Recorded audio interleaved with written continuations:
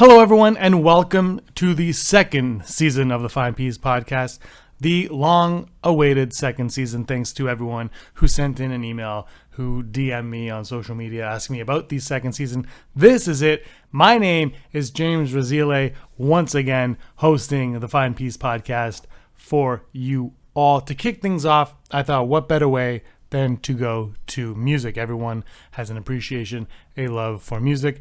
Not everyone likes the same style of music, the same type of music, but everybody that I know appreciates music to some degree anyway. So I thought, what better way to kick things off than to talk to Din from the band F105. He is an artist and a Star Wars geek. We're going to get into that, talking school, keeping promises to our mothers, and the pretentiousness of having one name. He is, as we'll talk about, just Din. So here it is, my conversation with Din from the band F105.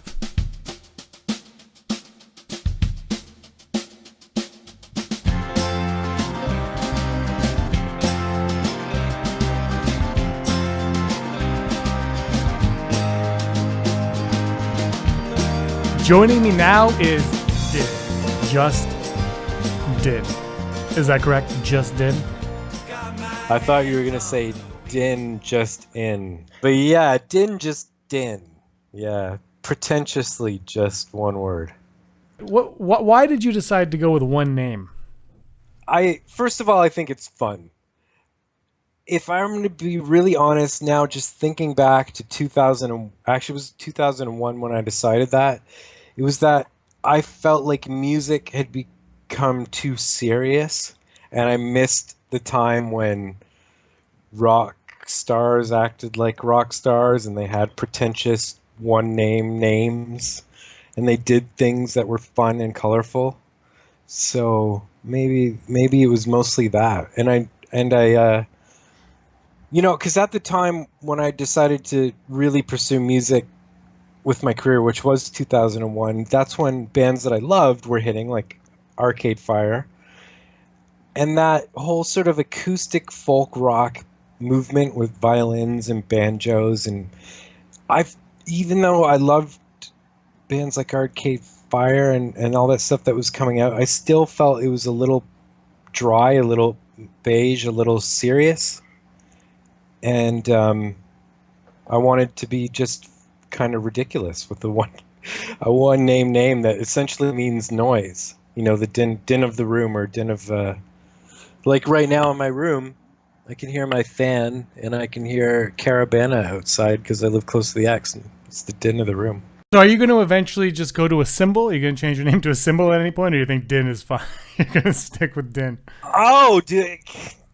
I think I could be that pretentious. Yeah. But I mean, honestly, I say that because, I also think that, humility and maybe a little bit of fun self-deprecation in rock and roll is healthy, because it's ridiculous. It's rock and roll. I make rock music, It's I sing about some serious stuff sometimes, but man, it's really meant to just roll. It's meant to be fun. Yeah, I completely agree.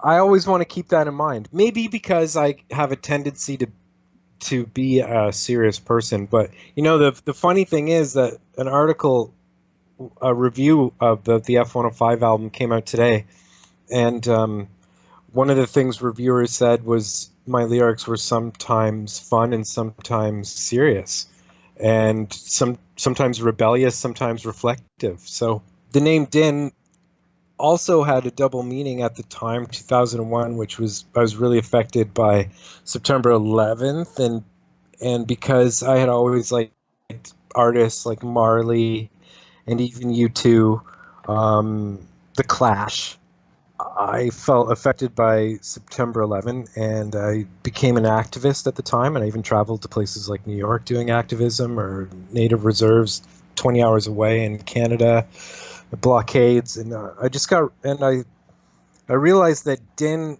also meant basically faith, truth, faith in Arabic. So it's used a lot in the Muslim world.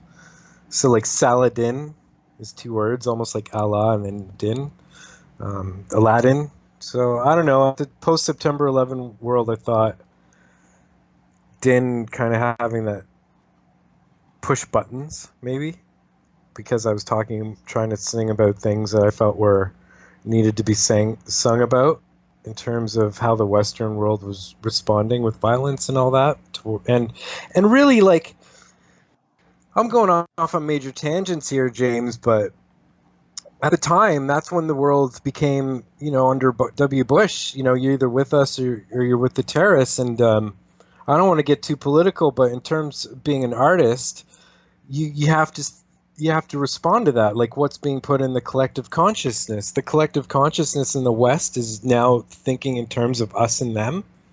So overnight, and you could feel that at the time. I mean, if anyone left a bag on the subway, people wouldn't go near it because they would think it could be a terrorist bomb. I mean, do you remember that when the fear was crazy after 9/11? No, 2001. The world changed for everybody. But it's interesting that you took the name from that, because we spoke earlier and you told me that you are a spiritual person to a point, right? Well, essentially, I think, in all clarity, I think that all the spiritualities and religions and true mystics throughout time, and even in the world right now, and scientists are now backing it up, say that everything is one.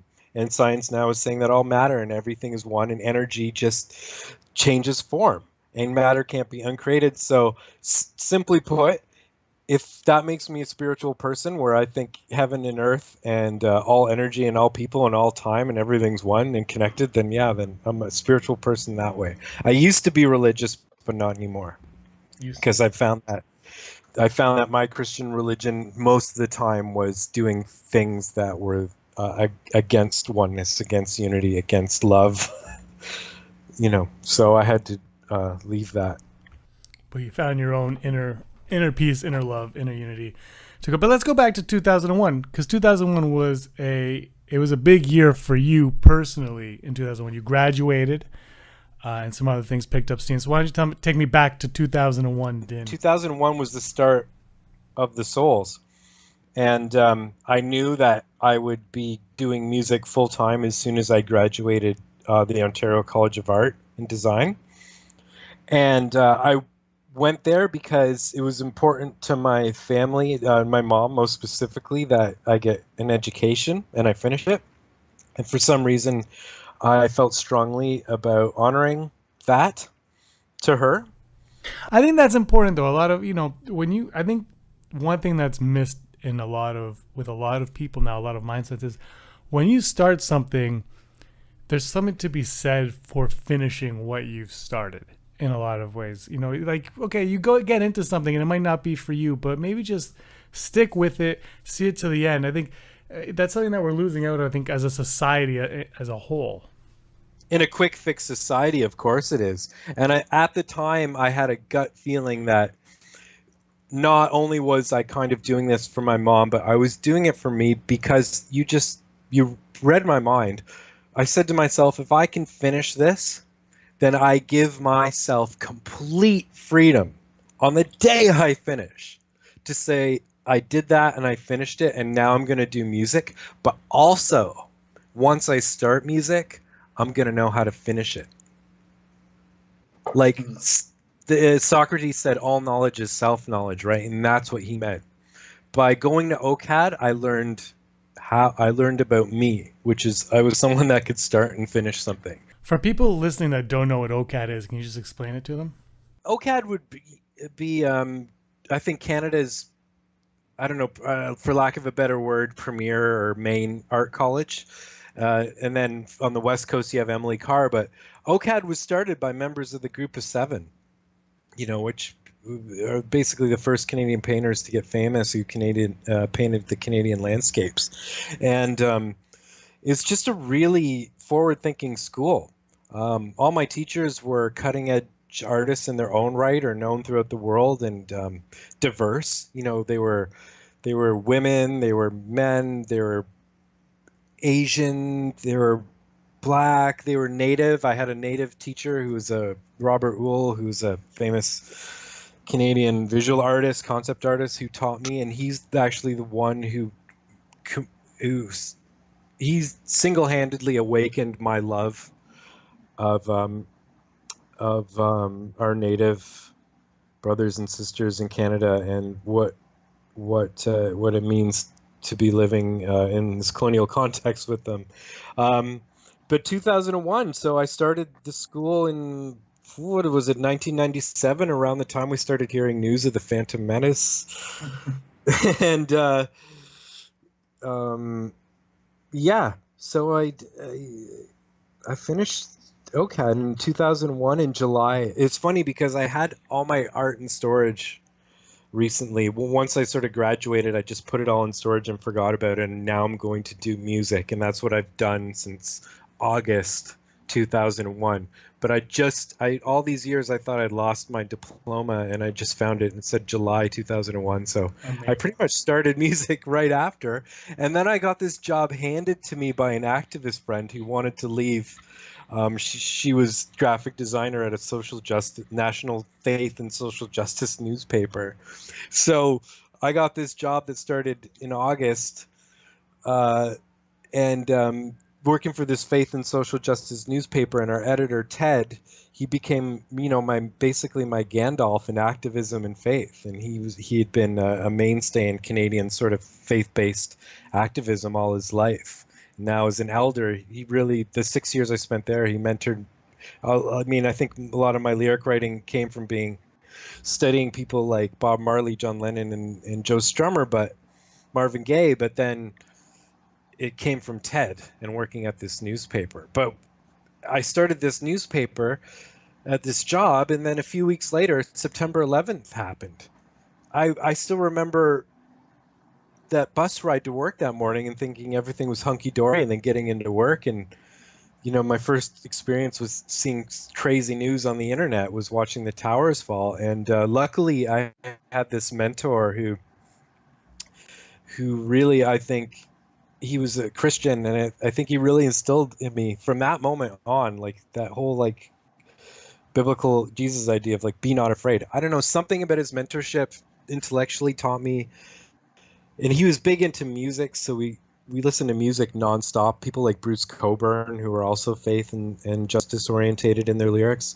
A Canadian, Bruce Cockburn. And I don't know, Ted I was lucky to have Ted, because he showed me how to not have fear when September 11th happened, and how to use our minds and our hearts to wade through that mess that was being thrown at us from Bush and Fox News and all that hate propaganda, and like how to overcome that fear. They were trying to condition us with fear at that time. Yeah, Din. So it was like I just chose Din hoping that would push buttons, but I didn't go looking for the name. Just to come full circle, there's I'm half Greek, and there's a convenience store near where I lived, and the Greek guys. You ever seen My Big Fat Greek Wedding? Wonderful movie. The Greek people always like, Greek this and Greek that, and this word comes from Greek, and that food is Greek. So this guy was like, your name, Din, there's no D in Greece. It's a TH. It's like, and there's no EA. It's Din. And for some reason, a light just went on at that moment, and I saw myself sort of signing my paintings DIN, or because instantly I was like, noise, faith, Greek, Din. So yeah.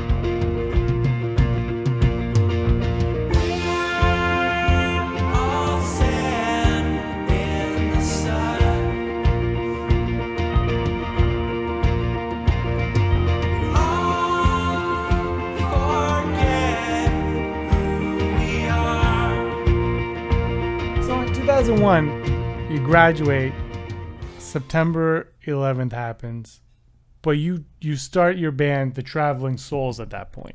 Were any of the tracks, were any of the inspirations for the Traveling Souls and the material that you were going to come up with, did they have to do with September 11th in any way, or did they have to do with maybe something that you learned through your experience at OCAD? And the thing with OCAD is you can't just be a slouch and get into OCAD. You have to have real talent to be there, and you actually have real talent in the artistic front. You are a very, very talented artist. Something I just discovered, it was a few months ago. You just started posting stuff on your social media pages, and I was like, whoa, he's got, like, this is real talent. Like, this isn't just me doodling Donald Duck on a piece of paper. This is like, you can actually do this. I was really impressed with a lot of it.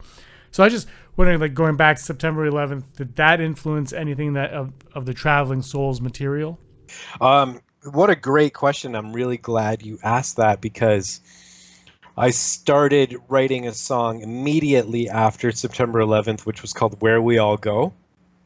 And in my mind, I had a ridiculous idea that I was going to write my own version of Where the Streets Have No Name, because I always loved that as a statement about what heaven was, or the oneness of maybe people in a heavenly realm.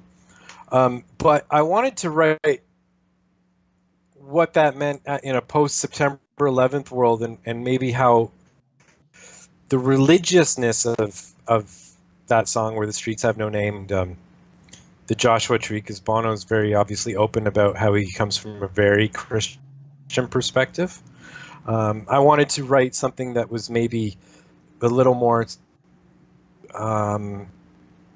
spiritual and less religious, but essentially be kind of like an homage and an updated version of Where the Streets Have No Name, and make the lyrics based a little more on what the most cutting-edge modern spiritual writers, how they're saying those same things that maybe Bono was talking about.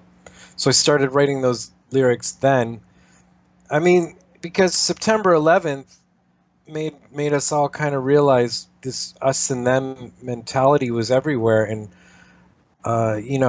you had Muslims killing in the name of Allah, and then you had a Christian like George W. Bush killing in the name of Christianity and democracy. Like, he wasn't hiding the fact that he felt like he was doing sort of God helped him, to get to where he was. And so I felt like we needed to do away with this religious stuff as artists and start trying to write what I felt the new spiritual writers in the world, like Eckhart Tolle, Neil Donald Walsh, Alan Watts, people like that were saying, Joseph Campbell, were saying that, like, the new cultural myth, the artists need to not fall into the habits of the old cultural myths, and they need to write the new ones. And the new ones really need to be how we're unified on this globalized world that we can all see now from images from space.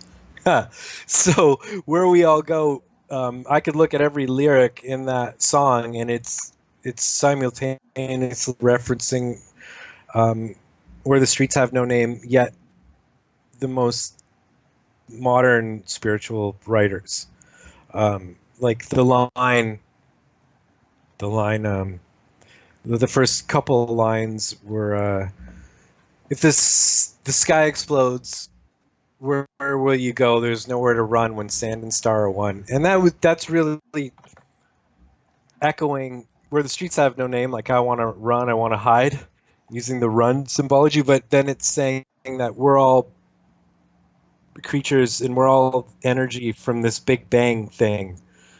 So the sky explodes, where will you go? There's nowhere to run, sand and star are one. So really, everything that happened after this explosion is all this energy that's really part of that, and we're all just individuations and connected in this energy. So lyrically, I think I was on from the start, but musically in 2001, I was not there. I was just developing, nor were the people I was playing with, which at the time was Mike and Frank from high school, who saw me at an open mic a few months earlier, and I said, hey, why don't you join the band? We didn't have the Traveling Souls name yet, which Frank eventually gave to us about a half year later, but it took 16 years to make that song right, and the rest of the album that I heard in my head at September 11th about this oneness instead of division, and that was the Soul, Sand, and the Sun, 2016. So having got there in 2016, that was really, I guess, to come full circle again. That was what I felt I knew I could do after completing OCAD, which was like to run the long race and finish it no matter how long it took. The sky explodes. Where did you go? There's nowhere to run. Sand and star are one. Is there a place we all go? Is there a place everybody knows?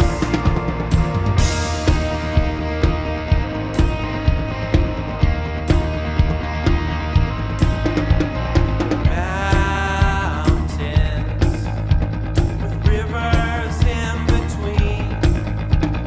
Underneath the ice, you and I will meet. If the world would come, where would you wanna go? Would you hide out in the clouds, or would you be the sun that grows? Is there a place we all go? Is there a place everybody knows? Is there a place we all go? Is there a place everybody knows? So it took you 15 years for Sand and the Sun, the Souls album. That album, which I felt I wanted to make or at least artistically, not in any sort of popular way, but in a response to what the Joshua Tree was to me, which was a spiritual yet political album.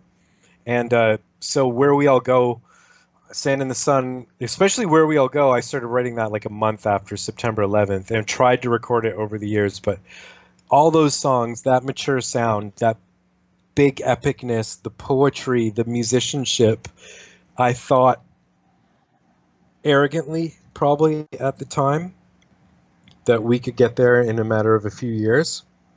But yeah, it took 15 or 16 years. There's some really, really fine tracks there. Where We All Go, Sand and the Sun are fantastic. But you lost the name Traveler in the Souls. It was the Traveling Souls when you first started in 2001. Why'd you drop traveling? Frankie suggested, I don't know where he didn't pull it out of he pulled it out of the top of his head at a band rehearsal one day. Frankie was, who played drums with the Souls for the first 3 years. He said Traveling Souls, and for some reason that resonated with all three of us, but I didn't like the SOULS, the part. And I do love shoes. I do love walking. So I just suggested we be Traveling Souls, like SOLES. Mm-hmm. And then I don't know how long it took. I actually have a scrapbook. I should get out while we're talking. I'm gonna carry my computer over to my scrapbook, so I could flip through it as we're talking to reference. But for some reason, one day I looked at the name and I thought the Souls would just be simpler and easier to say, quicker. And I don't know, just felt more right than the Traveling Souls, just the Souls. I just liked it's something that happened with F-105. Like the F and the 5, basically the words start with F, right? Mm-hmm. And they bookend the name. So there's a symmetry there. F-105. And the 1 and O are circles and O's. And I don't know, the soul is kind of the same. The S and the beginning and the S at the end. And then right in the middle was a dividing line, which was the L. And then the E and the O are both circles. So there's a real symmetry to, I don't know. I just looked at it and liked it. I'm looking at my scrapbook here because I have everything almost chronological. Traveling Souls at the Cathedral. Anyway, sorry, I'm getting sidetracked. So let's go to 2008. Mike and Frank have left the Souls to start, real lives, have families and whatnot. But you're sticking with the music thing. Like you said, you're going to put it through to the end. And in 2008, you were asked the question of whether you want to be famous or you want to have a career. Mike and Frank left the Souls circa 2004. And no, five. And 2006, I gave my notice into the newspaper that I was now working at full time as they moved me up to production manager, and I was writing and doing the art, and it was a good job, and I was paid well. And stupid me, I gave him notice that I'm leaving in a few months. I gotta really do music full time, or my life's gonna pass me by. I was still doing music hard, but I was like, I need to not work full time, or I'll never have enough time to do music. So that was really almost really dumb of me because it was such a good job. And it was run out of a school, so when the school closed in the summer, I had summers off that were paid that I could tour and travel with. So it was really actually a good job for a musician. But then the paper folded, so I didn't have to quit. It folded only a month after that, and I got a severance package, and that was really I look back at it and just the universe working, everything in harmony. I think when you follow your bliss, like Joseph Campbell says, things fall into place. So that was definitely a big example of that, because instead of having to quit and not getting any severance, the paper folded and there was a package, and I moved to Parkdale, which is where I found the cheapest rent, because I was going to need that now going into this music thing. Park I didn't know, but at the time was the art mecca of Toronto. It's starting to not be that. It's starting to get gentrified now, and it's driving me nuts. But any given day of the night, I could play a venue or an open mic. So when I moved here in 2000, I started playing 3 to 6 times a week, and I tried to be really disciplined about that.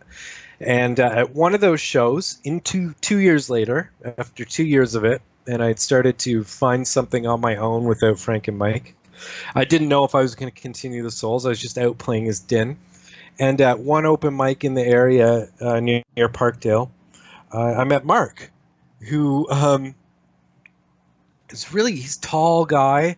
He's got a great Ron Burgundy type voice. So he's also a musician. He played that night. He's a real presence. It was hard not to notice him. And I remember thinking, this is kind of funny because I heard him talking. I remember thinking, boy, does this guy think he knows a lot. Because there's something like truly Ron Burgundy about him, which is very confident. And so he came up to me and he said, hey, man, I liked your performance. And I said, oh, thanks. And he said, well, let me ask you something. Yeah, maybe I can help you. But I got a question. Do you want to be famous or do you want a career? Or would you rather be famous or would you rather have a career? And I felt over the years the temptation to fame, but at that point I had already gotten to the point where, not already, it took a long time, where I did realize that I loved the art more than anything. That I just really wanted to make this art that I really believed in, and fame really meant nothing. And so I said, I want a career if that'll help me make more art. He said, okay, then I'll teach you that, but you have to do everything I say. And he was serious. Who was he at that point to you, though? Was he just somebody randomly in the bar?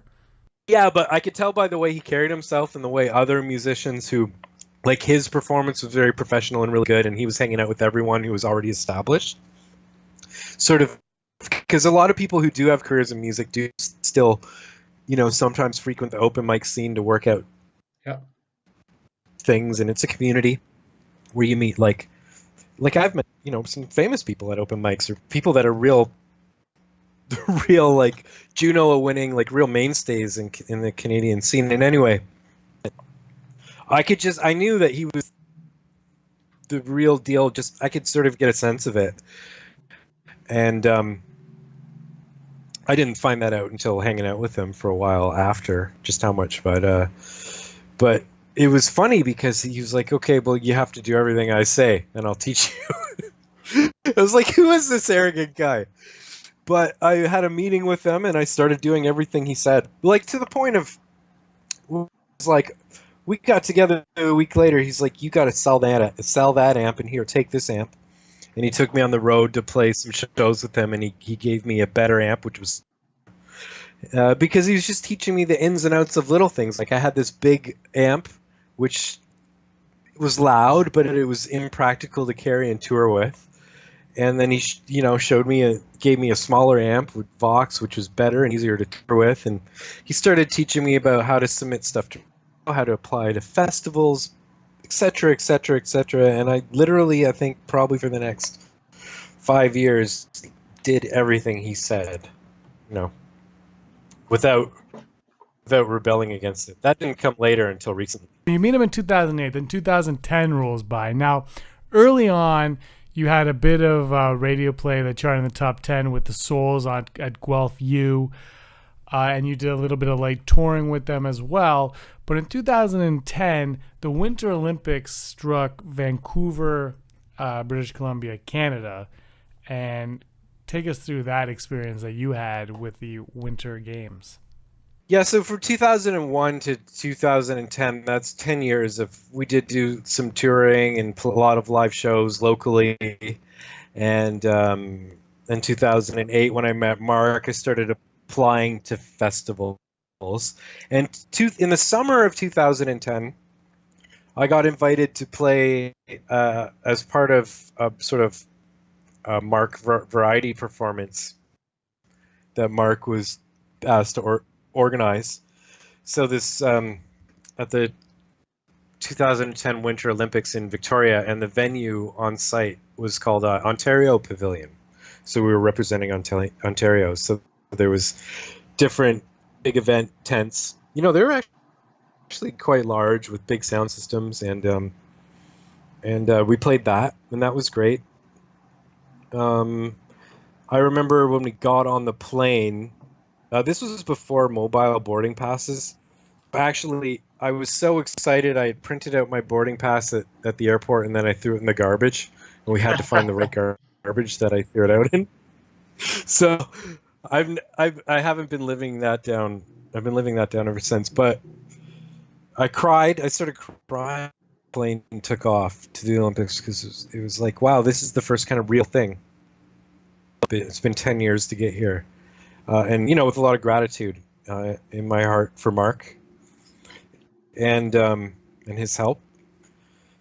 Yeah, so that was exciting. And then that was great to try in front of a bigger crowd and a bigger system out west, things that I'd been working on at open mics and workshopping, because that's really what the benefit of an open mic is. You can go and you can, to a small room, play few shows in a week or a whole ton in a year as you're writing, your next album. You could be testing out your songs and your show. So something that I've been testing out on a song, which was Sky in the Name of You off 2008 Souls record, You Burst Into Fire Again, was getting the crowd to sing back the OOs. So I did that in Vancouver, and everyone sang it back like really passionately. And we have that video online, so that was really great to see that something I had worked on in open mics, like just getting a little room of people to sing the OOs. Now I could get a big venue to do it. And then we went back to the hotel that night and really hungry because everything was closed near the hotel, and there was sausages left out on like the grill, breakfast grill, but the grill had been off. And Mark and my brother, who came out to meet us because he lived in BC, we were both hungry, and we went to eat the sausages, and Mark was like, "Don't do that, man, you're gonna get sick."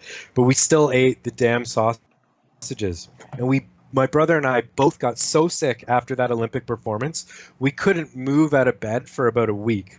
And then I had to fly home with it, and it was an ear infection. And in the ear infection, something happened when the jet was landing in Toronto and clogged my ear with water, and I lost my hearing for 6 months. How does a musician live without without audio in his ear for 6 months? That was a pretty tough 6 months. It was also just psychologically really, weird to go from such a high to such a low because of the damn sausages that were at the hotel at the Olympics. You're not thinking straight when you're touring. You kind of get nuts. That's one thing that all touring musicians know. You kind of go a little mental after about 2 days. 2010 though was another really, really big year for you because just south of Vancouver you had an opportunity.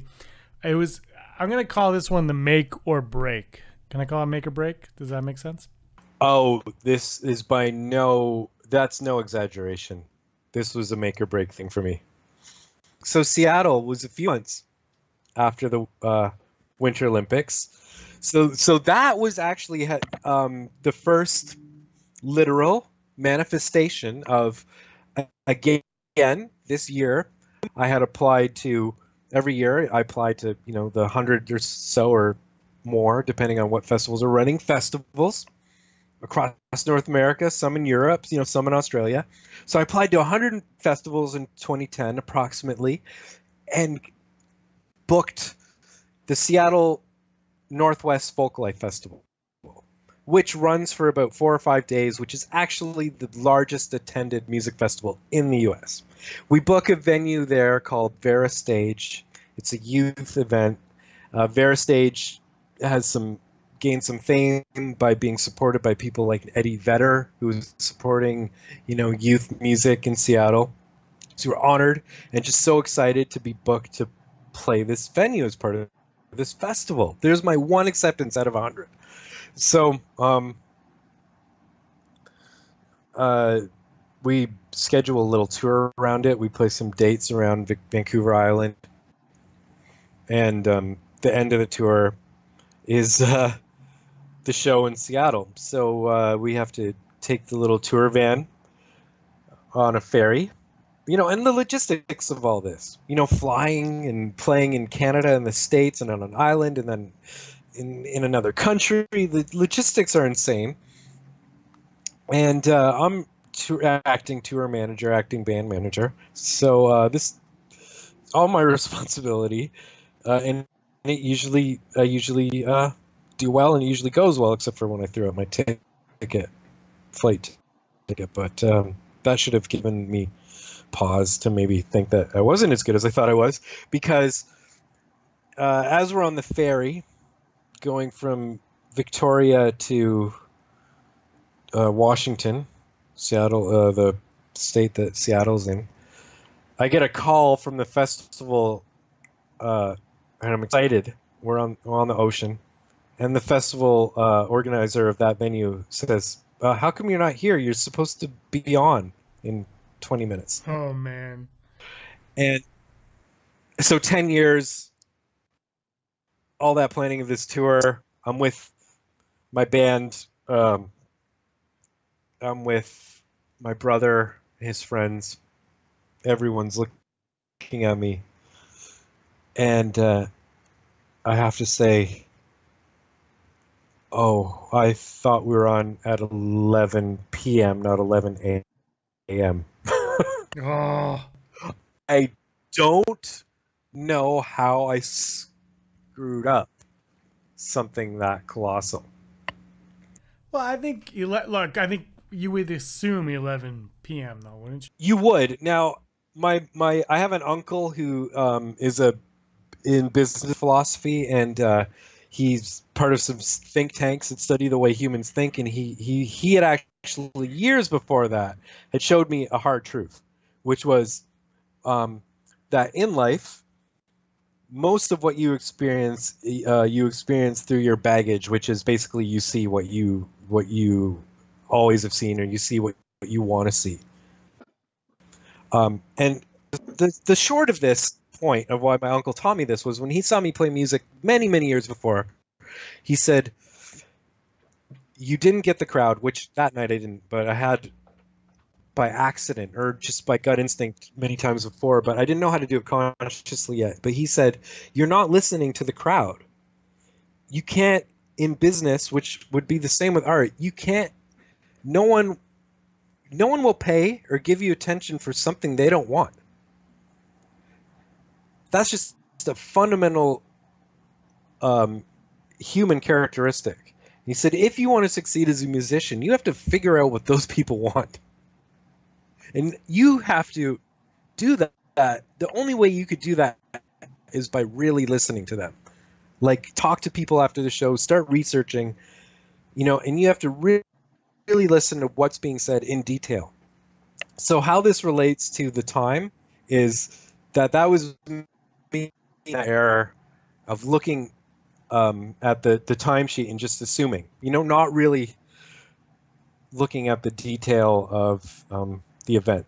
Of course, those are kind of two different extreme examples, but what I'm trying to say is I realized then and there I wasn't paying attention in life as well as I thought I was, because obviously I made this huge mistake. I assumed, like you said, anyone could or likely would, because when I saw my set said like 11 to 12:30 p.m., right? So you sort of see the PM, and I sort of, even though that was afternoon, I sort of saw the PM as attached to the 11, not the 12 in my mind. Yeah, I can see how that mistake could be made. I can see that. You know what I mean? So it was like if they typed 11 a.m. to 12 p.m., that would have helped me. Yeah. Rebel girl, rebel girl, rebel girl, they know you. It's gonna be your time for breaking through, for breaking through. Your uncle's advice, though, rang true to later on, and you still live by that advice to this day. And you have embraced, you've opened your ears, you've listened to a community that you are very fond of, to a community that I'm very fond of, and that is the Star Wars community. You've been very successful in that world of fanboys And girls, yeah. And I say girls because, that is really part of listening, and that's goes back to what my uncle was saying. Wait, now this community in the larger community is saying, you have to listen to us. And okay, I'm going to listen. I'm going to shut up now. And I'm going to really listen to what you've gone through over the years, what you're still going through. And Rebel Girl is a result of that. And I think because so many women and girls did embrace it in fandom, and guys too, I think maybe that means I was listening okay. But to go back to this moment on that ferry, my heart sank so much. I said to myself, I don't think I could go on. Not at the show, but I don't think I want to do music anymore. Like, I felt like such a failure, with everyone looking at me too, and all their hopes, like my bandmates, So what I did was I got back on the phone and I begged them to change our slot. Like, I said, I screwed up. You do not owe me anything, but please, for the love of God, I do not want to end I'm thinking about ending my music career. I need to somehow fight for this. Can you please just still let us play anywhere? 1 song, 2 songs, fit us in. So they fit us in right at the end of the day, which was like 6 p.m. And by then, I think there was only one person left in the room, and then our entourage. But I can't express enough that when I was on that ferry, I wasn't just saying to myself I wanted to quit. I actually wanted to pack it in. And then in the next 5 minutes, I somehow made the choice, just don't do it, just fight. And then we got some good video of that performance, so at least it showed we played the festival. We played it, just to a lot less people. And so when that succeeded, even my brother's girlfriend at the time, who we had known since high school, said, Dean, oh, that's my real name, used to be really emotional, and you'd hyper react to things when you were younger, and during all that you kept your cool and you didn't give up and you made it happen. And she was like, I'm impressed. I'm like, huh, maybe I am too. Maybe that just tells me about how I move through life, from now on. And we did the show, and we spent a day in Seattle, and the next day, and it was great, and it was sunny, and it was wonderful, and I didn't quit. You're still here. If you quit, we wouldn't be talking right now.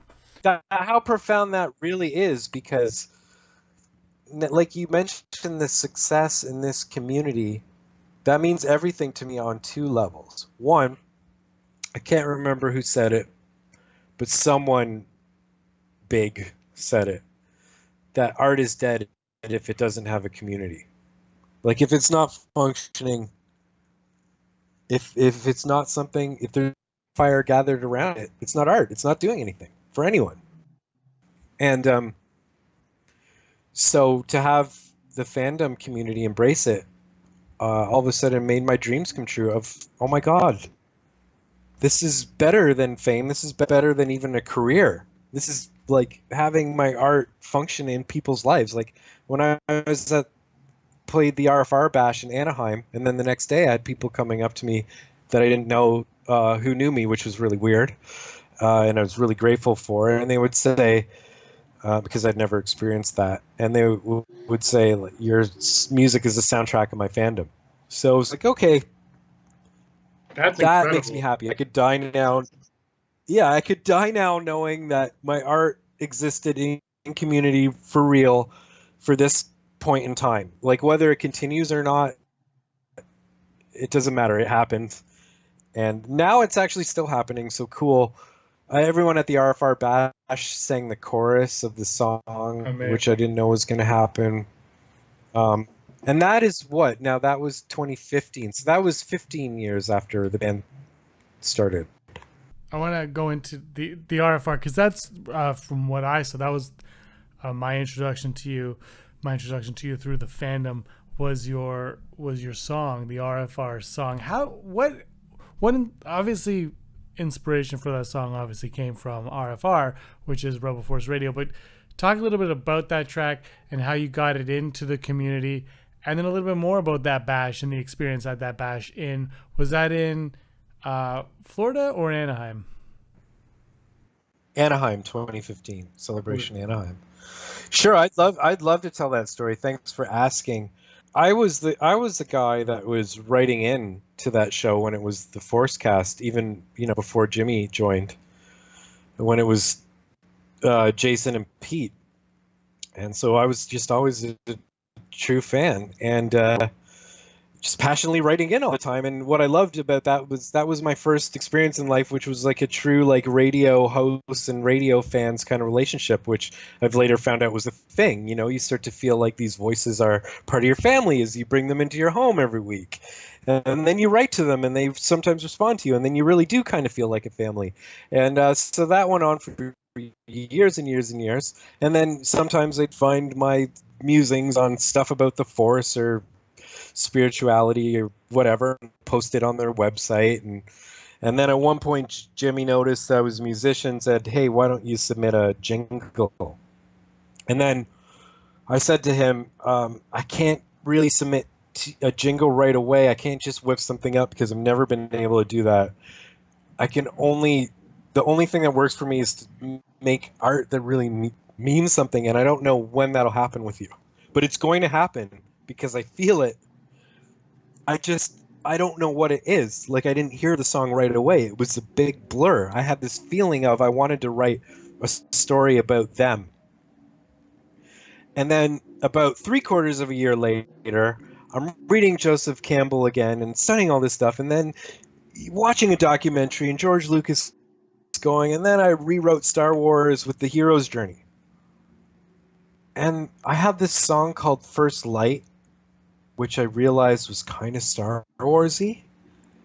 And then I looked at it and I was like, wait, why don't I... And that was going to be a song on Sand in the Sun at the time. We were developing it. Like 2012, 13, 14. And it just hit me. Well, why don't I just do what George did? Why don't I just rewrite that song with the hero's journey and write it about RFR because those guys will actually one of an audience. They had up to 100,000 or 200,000 listeners a month at the time. I don't know what it is now, but a big audience, 20,000 a week or whatever that is. And okay, I'll try that as an experiment. Like George Lucas said, I'm going to try this as an experiment and see if it works. Fine, let's see if this works. So I sat down, I rewrote the song, First Light, to be a hero's journey song about RFR, Jimmy and Jason, their journey in starting their own thing. I really looked at the universal steps of Campbell, and it was hard because I guess in a 2-hour movie you have a lot of time to actually really look at those steps. So it was a bit hard being terse enough in 12 lines of lyrics. But it worked. I mean it worked technically. It put it together. My bandmates kind of thought I was a little nuts because, as you know, you are a Star Wars fanatic. And when you're around people like your family or other social situations, people kind of view you as the crazy guy who's always talking Star Wars. Like, do you get that? No, because I'm sane, Din. I'm a sane individual. Yeah, absolutely. I know exactly what you're talking about. I wanted to ask you about your bandmates because you have Rebel Force Radio, obviously, which is zeroed in on Rebel Force Radio, but you also have Rebel Girl. So I really wanted to know what your bandmates think of all of these when you come up to them and you say, "Hey, I'm gonna do a Star Wars song," and like, do they give you, like you just said, they kind of look at you cross-eyed, but do they say why or no or give us a reason? Do you have to convince them at all, or do they just follow you through thick and thin? Oh, I guess it looks like that. But any real band, any real band in collaboration is not like that, as you know from making movies. It's messy. And community is messy. Community is the hardest, messiest thing, but it's the most worthwhile thing because, of what you accomplish together with people in life or in business or in art. And no, our drummer was at the point of just like stop talking about, because 3 of the 4 of us would talk about Star Wars on tour, and it was just like I was looked at as the worst because I was always instigating it, and it was like to the point of bandmates getting mad at me, like if I pushed too much on stage, like sometimes I would use Star Wars props, a monk's Jedi robe or a Vader mask, and it actually could anger the drummer Austin, who drummed with us for a long time. He's on the great drummer on the Sand in the Sun LP. He would get mad about how much I would bring Star Wars into our music, and there was a line sometimes with him. So with Rebel Force Radio, 2 of the members thought, like Mark actually saw the wisdom. He's like, you might be onto something there. Adam, not so much. I mean, he might have just thought, well, a lot of the stuff didn't try his work, so let's see how this goes. But it is getting pretty crazy now that it's actually entering our music. And at the time, we were going to be on the Sand in the Sun record was going to be on a label called Heading North, and the label owner actually was upset at me for the change and said I was selling out. Really? We didn't end up releasing on that label. That would probably be one of the reasons, because it was also costing him money. Oh, see, Because I had to go back to the studio and do the lyrics, and we had to remix the song. It was already mixed, and it was a late change. And I had to say to them, look, I'm not selling out. I love Star Wars more than anything. I love mythology behind it. I love the art of it. Like, I think I'm clicking onto something artistically here that I've been searching for my whole life. This is not selling out. See, I'm curious about the selling out too, because it's because of the Rebel Force Radio. I was curious about the selling out because it feels like a genius move on your part. You're like, hey, there's this community. We can infiltrate that. We can infiltrate 100,000 ears this month if we do this song about this. And it's brilliant. But then you took that and then you said, but I'm not doing it until I feel comfortable with it, confident with it, and I'm telling the story that I feel is necessary to tell for this particular track. Yeah, and I was a nobody. So I'm sure Jimmy thought, oh, man, who's this guy? I must have sounded, he's got a one-word name. No one knows who he is, and he can't do it for us yet because he has to make some real art. Yeah, man. I would, totally, I would totally be understanding if Jimmy was thinking that when I said that.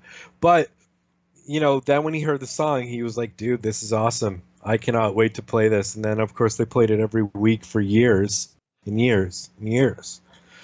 And, yeah, selling out. That was hard. Yeah, no, man, that was a deal breaker. That was one of the deal breakers for that label. Huh.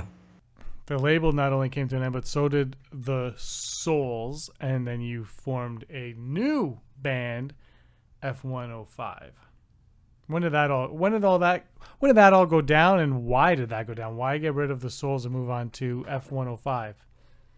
Well, the short answer is I just felt that was the truest thing to do to me, to who I was. Of course, at that point, I had obviously bandmates and people who were very upset for that. But something that I've learned in life is that betrayal of another at the expense of betraying yourself, not betraying another at the expense of betraying who you truly are, is the worst betrayal.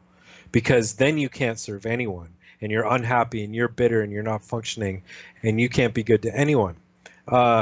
So that was me realizing that. Basically what happened in that whole 3 or 4 years leading up to Sand in the Sun and working out, like that album came out late because we were trying all the songs in many different styles. So we were trying them, and we had folk versions, we had electronic versions. The 5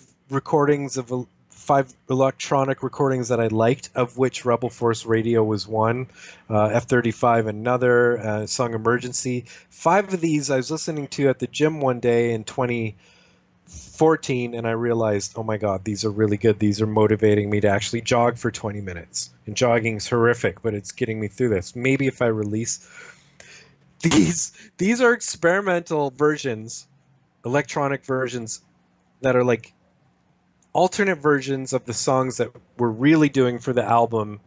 That what I'm trying to say is I got the idea to release the experimental electronic versions of songs, which were B versions, on an EP called the Anotos Cathotos EP before the A versions came out on the Sand in the Sun record.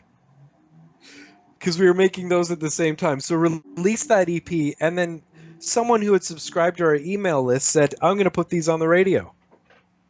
So she put RFR and Emergency on Sirius Radio in 2014, and those have been playing every day since. And so I've been starting to get, decent checks to live off for that, and the co-writers, the bandmates. So yeah, maybe I did sell out, and thank God, because making money for your principled art that you think is your true art without compromise, what could be better than that? So then Sand in the Sun came out with the A versions, and how we imagined them, how I started imagining them in 2001. And once that album came out and we toured it, and I was by no, as you know, from making movies, they take everything out of you. Every album takes a couple of years, and the creation of it, and then the execution and the relationship dynamics, because it's a marriage, not with one person, but it's a marriage with a few. You really get worn out. And after that last album, I actually just knew I couldn't make another album with the Souls. And I couldn't go on tour again. I just knew I never would be able to again. And that, not only that, I felt peace and happiness and was grateful for having completed that journey, like having got to that album that was in my head in 2001. The 15-year journey that came to an end, so to speak. It's kind of cool. Yeah, it is kind of cool. It was hard at the time. It was heartbreaking. It was like a big breakup. Because the people, Adam and Austin, especially Adam and Mark, that have been playing in the Souls, that was that version of the Souls. That was like 5 years. Wow. Under stars, on the road, there's no cars, just the shore, wail a wind, crack a stone, as the moon light glows, where is home? Falling clouds, rising smoke. Do you remember this land before it was broke? Let's talk about the new album. The Souls were done. You're like, okay, I said everything I can say through the Souls. F105. First, this is one question you get all the time. So why don't you just, right up front, just give me the answer. I know the answer, but why don't you just give me the answer, give everybody listening the answer. Why the name F105? Okay, so before I do, I'm just going to say that I know I've been running on with long answers. I am going to make them as succinct as possible, like lyrics. So, because you said we're running out of time.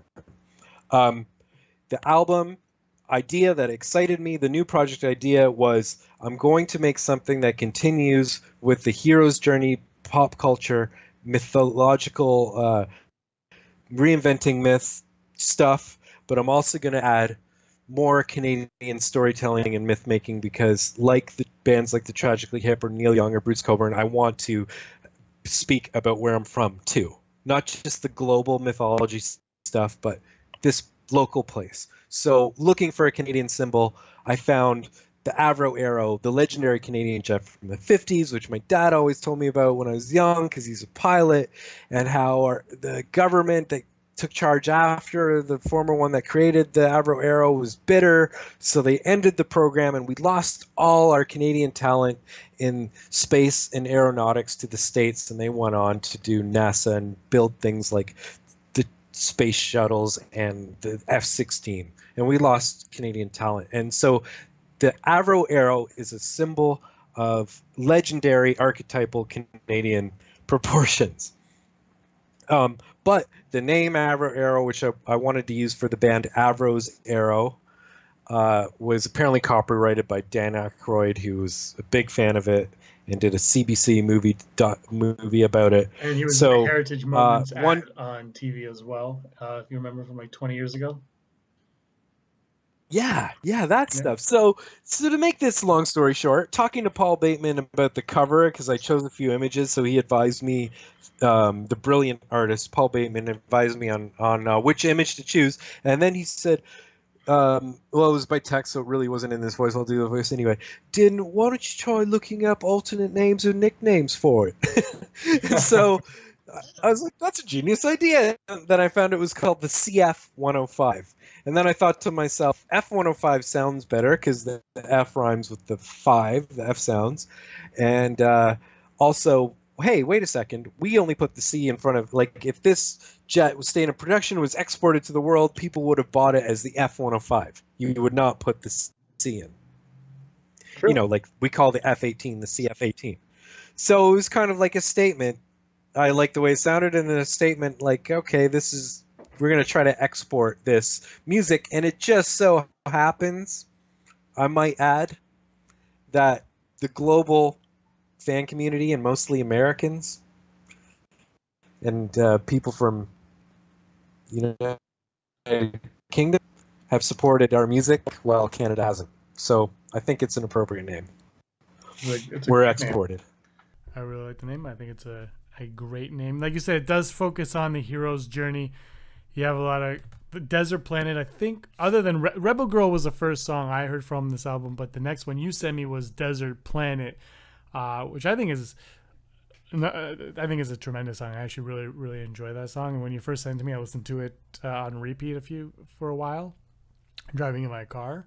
But I got one question for you because they're all titles of basically something. But one of them is called October 1st. Born to sing, ground to the sky. Born to sing to shine like the sun. Gonna leave my voice. Born to sing, ground to the sky. Born to sing to shine like the sun. Gonna leave my voice. The song is so in this song I'm really taking the hero's journey and making it personal. So I feel like I came to this, I'm going to sound weird and really flighty. I truly think there's no such thing as time. We're just energy that changes form. I'm going to get hippy dippy, but I truly feel like I chose to come to this planet and this place just to sing, you know? Has nothing to do with any other want, like fame or career or anything. I just love to sing. And so the chorus is, I was born to sing from the ground to the sky. I'm not singing it. And when I'm gone, I'll leave my voice. So just my hero's journey is really me going through a lot of years of my life denying that that's what I came here to do, and then remembering that that's what I love the most, deciding to follow my bliss.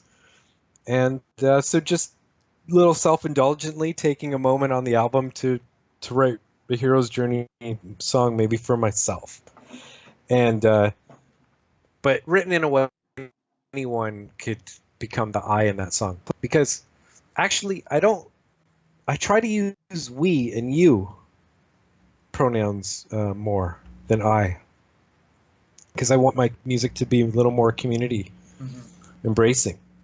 So I was born to sing. And then October 1st is my birthday.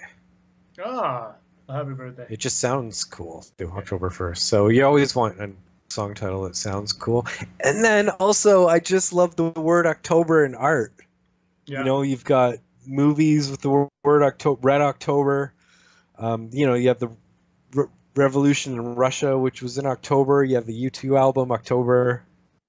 I don't know, something about October in art. Let's talk a little bit about Rebel Girl. You had success with Rebel Force Radio, so you decided to do Rebel Girl. But Rebel Girl was not originally about rebels or a girl. Well, it was about a girl, but not maybe a rebellious girl, but not one in the Star Wars universe. One in the city of Toronto, which laid true to what you were just saying about wanting to write songs about where you were from. So why the change from Toronto to a galaxy you've never been to before? Right. So that was one of the songs on the album where I was trying to focus on some Canadian storytelling, and you know, my love of, you know, a song like LA Woman by the Doors. I always wanted to write a love song for Toronto. Like LA Woman sounds like Jim Morrison is singing about a woman in LA, but really he's singing about LA, and just using that as a metaphor. And I even, you know, in 2016 toured out west for 2 months workshopping that song and on over 20 dates, which ended with a show in Orlando where I played it still as Toronto Girl. And but then when I got back from Orlando, there was all this stuff going on in fandom with you know, women being attacked ever since, you know, Ray came on the scene, and now Jin. And I realized, as to go back to sort of that lesson that my uncle had taught me way back, that, you know, it's time to listen. And instead of doing the song I want to do, which is Toronto Girl, I want to be the guy that writes the Toronto song like the Doors did. Just give up on that, what my ego was telling me to do, and just go, this community, maybe a song for them.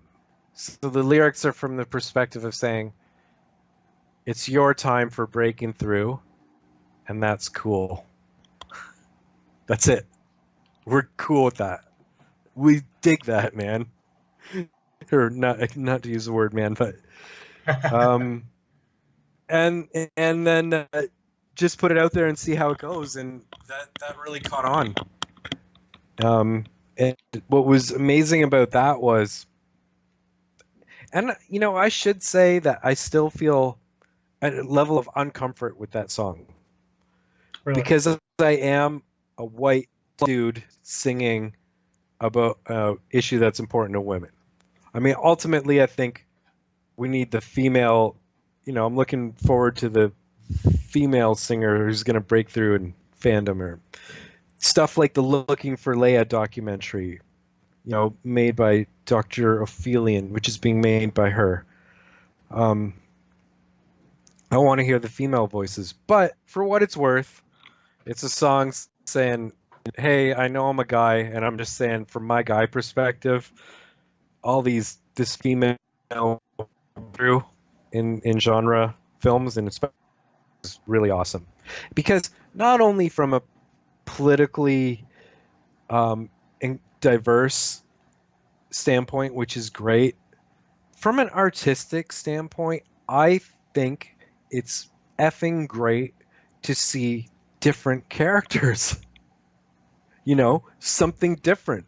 Like having Rey, having Jyn, just gives us different art that's just artistically more representative of the real world. And life is art, So Absolutely. I'm going on about this because it's something I don't really hear anyone ever talk about. How it's great for politics, how it's great for the community, how it's great on all those things, and it is so great for all that. But what it's also great for is the art. We're getting new art by having them being daring enough to put females in the lead. Everyone wants to focus on the politics of it all, and sometimes it's just as simple as the art of it all. And maybe that, if we focused on the art being the important aspect of it, maybe we wouldn't have all these loudmouth haters ruining the Star Wars fandom at the very moment. Well, they're not ruining it. First of all, this is a misconception. This was something that I think Kathleen Kennedy, when she decided to do what she was going to do with Star Wars, that I think she knew was going to happen. And they could never ruin our Star Wars. I agree with you. How could she not know this was going to happen when George Lucas made 3 movies in the 90s and early 2000s where all people did was hate on them? Yeah, it actually doesn't ruin the movies or the fandom. It really makes it. I have to choose my words right here because I don't want them to be misunderstood. Let me say it this way, and it's something that I actually have been thinking about very strongly over the last couple of days. It's as simple as this. The people who control the world know one thing, and they've known one thing through all of time, which is if you control how people think, you control how they act. The one way to get people to think, the one true way that has always existed to control people's actions through their thoughts, through what they believe in, is through mythology. Mythology has always been made by the people who want to affect the community, whether it's a small community or whether now it's the world. All religions, all myths, Greek, whatever, all the people at the top, the smartest, whatever you want to call them, the most powerful, the elite, they know this. Sometimes for our benefit, sometimes for our detriment. For instance, not having native stories told in young education. You control that myth. If you could control the psyche of Canadian youth, that we never did what we did, which was a genocide to Native people, we sell them kids a myth that says we did a fur trade and everything's rosy. That's mythology, man. We're controlling people. So this is heavy, and I'm really passionate. I'm really thankful. I really want to start talking about this more and more. When someone like George Lucas makes Star Wars, he did it.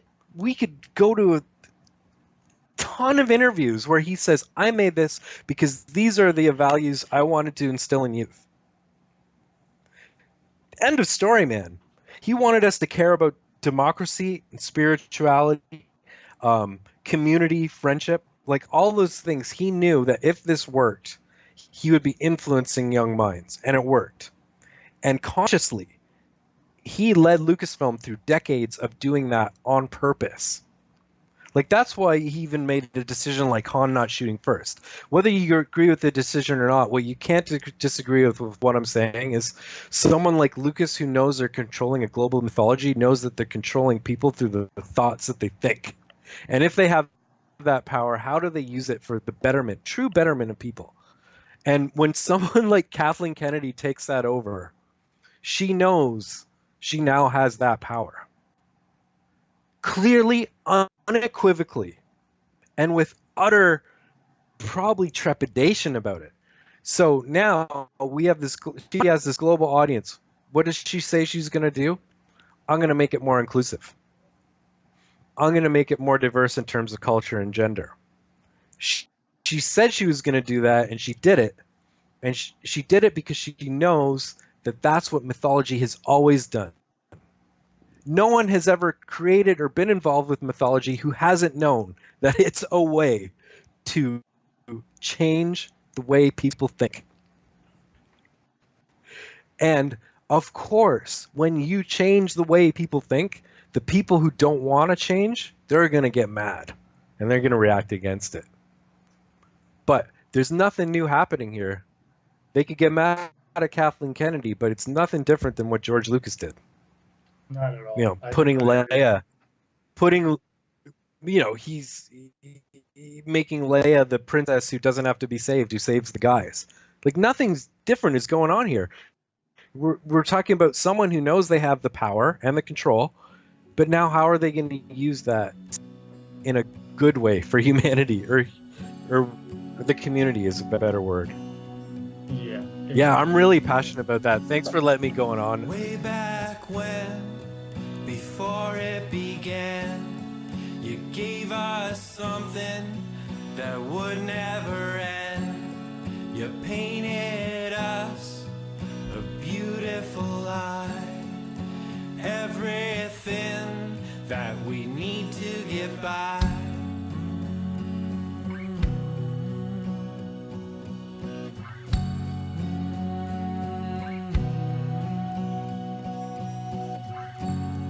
I couldn't wait to tell all my friends a new sound that was heaven sent. Got everyone tickets for the final show. You said you'll go to, like everyone you know.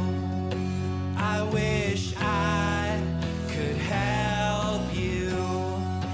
I wish I could know you, give you some courage to. Before we wrap it up, we got to get to your final track. It's a bonus track on the F-105 debut album, Courage 2 for Gord Downing. Talk a little bit about that and go into maybe a little bit about how you got into music through Gord Downing and the Tragically Hip. Wow, you're just really asking all. I'm so thankful for this podcast because I've always everything we've talked about, and to tell this story, and just to finally say it's okay for me to just take up someone's time to talk about my story for once. Just this one time is great. In 1989, none of the music on the radio was speaking to me. You know, it was like Bryan Adams, overproduced Bryan Adams, Def Leppard stuff. And hey, there's great stuff in there. I like some Def Leppard songs, but none spoke to my life. I'm watching Much Music one day, and I liked music all my life, by the way. Like, I got into music because my dad's Beatles music and good oldies and I'd listen on stereo headphones when I was 2. There's a picture of me I have on my wall, which I'm enamored by stereo production at 2 years old in headphones. I would sing to imaginary stadium-sized concerts in my bedroom, joy to the world. As a kid, I knew that the real point of music was to make community enjoy.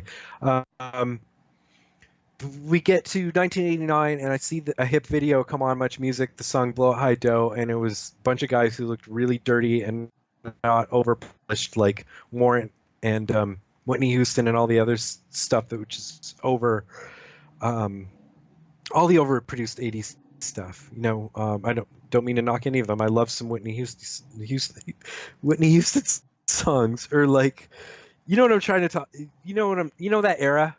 Yeah, the overproduced, the over expensive suits, the over expensive videos, nothing spoke to me. And then before grunge, before Nirvana in 1991, you had this band called the Tragically Hip. And I saw the video, and I saw that they were touring after the video, and they were playing in Toronto. I asked my older brother to take me. I was 15. And that night, went with my best friend at the time, John Dawson, who was the one who taught me how to play guitar. And watching the Hip and Gord Downie that night, I knew, oh my God, right, this is what I want to do with my life. I am going to be a singer for the rest of my life, like Gord. Said that word for word. Did you even know you could sing? And no idea. Well, thank God that worked out for you. I was going to learn how to sing. Unfortunately, it took one high music industry person years later saying, "You have great songs, but you're singing really horribly. You got to take lessons." And then I took opera lessons for 3 years and found out that I actually could sing with some application. But so that the Hip became one of my favorite bands. Gord, one of my biggest influences. And when he passed away a couple years ago, or it was last year now, but the news that he had terminal brain cancer obviously affected us all here in Canada. And there was one moment where I realized all my life I had wanted to meet him, sort of from an egotistical view of like meeting your hero and wanting something from them, like their time, like acknowledgement of me, or even my music. I always sort of imagined, giving them a CD or opening for them. And I realized how egotistical and selfish that was. And then at some point when I was crying in HMV before it closed on Yonge Street, I just realized it was like, wow, now I just wish I could help the guy or his family. Like, it just sucks. Like, there's just no way around that. It sucks. And that sentiment turned into a song, so I wish I could help you and give you some courage too, because there's song Courage and then the song Grace too. It's kind of a play on those two songs. James, thanks for asking about that and all these important things. Of course, thanks for coming on the Fine Piece podcast, the resurgence of the Fine Piece podcast. It's the first one back since October 2017. You are going on a world tour with F105. You can listen to the Rebel Girls, the Desert Planets, the Last Moments. You can even have some Courage too if you want. Tell everybody about that tour. Okay, so the tour, which I would call the first leg of the F105 First Flight World Tour, because it is going to include dates, more dates starting in the new year, like Celebration in Chicago. And more. But this first leg was London, Paris, Ontario, Toronto, which was last week, and then 9 dates in Europe, which is in 2 weeks in September. So I go from Paris to a few gigs in London, gig in Liverpool, Birmingham, England. I'm going to meet all the Fantha Tracks people like Mark Newbold. His name's Carl. He's going to join me. Then a few gigs in Dublin, and then home. And you are going to you're going to be playing in Chicago, like you said, during Star Wars Celebration 2019. Now, right before I let you go, I gotta ask you. You told me, you sent me some lyrics a little while ago to a song you were planning on having done for Star Wars Celebration Chicago 2019. Is that still in the works, or are you ex-naying that one? Oh, I really plan to. It's really a question of whether I'll have more songs done with that song. I think right now it'd probably just be because I have a whole bunch brewing up. I always think I'm never going to record again, but then new songs hit me that I love so much. I love the art of it so much that's why I'll put myself through that process, which is grueling. So the song Celebration that I wrote, which is really to celebrate unity and fandom and everything you love about fandom. I think it's a good song that I'm gonna have to record and have ready for then. Yeah. Can't wait to hear that one. Can't wait to see you at Star Wars Celebration Chicago. And if you want to look Din up online, what's your social media? The handle is at F105 Music. So that's Twitter, Instagram, Facebook, SoundCloud. And then our website is f105music.com. And there you can get links to all the tour dates, to where to get the album online. You can get it for free or pay what you can at the Bandcamp link. And that's the one I suggest to everyone because you can choose what file type to download. So you can go through lame MP3s, if that's your thing. No judgment. They're just kind of lame in quality. Or you can go for FLAC or master files, which are no degradation from the studio. So those are even better than CD. They're like vinyl level. And the lyric sheet comes with that. Or you can get it on Apple, iTunes, or Spotify through our webpage. Awesome. So everyone make sure you check that out. Din, thanks once again for being on the Fine Piece podcast. Thanks for having me. Again, I've just been going full tilt through this story since 2001 and never really gotten a chance to sit back and reflect on it. And this was a great way to do that, and to do it with enthusiastic host asking such great questions was really a delight, the best way to do this. So thanks, man. Well, thank you. We'll do this again in 17 more years. So you can go back and reflect on these next 17 years. So listen up, son. Listen up, girl. You gotta live each moment. Live each moment like it's your last on earth. Like it's your last on earth. Oh my God, what would happen if that was our last moment?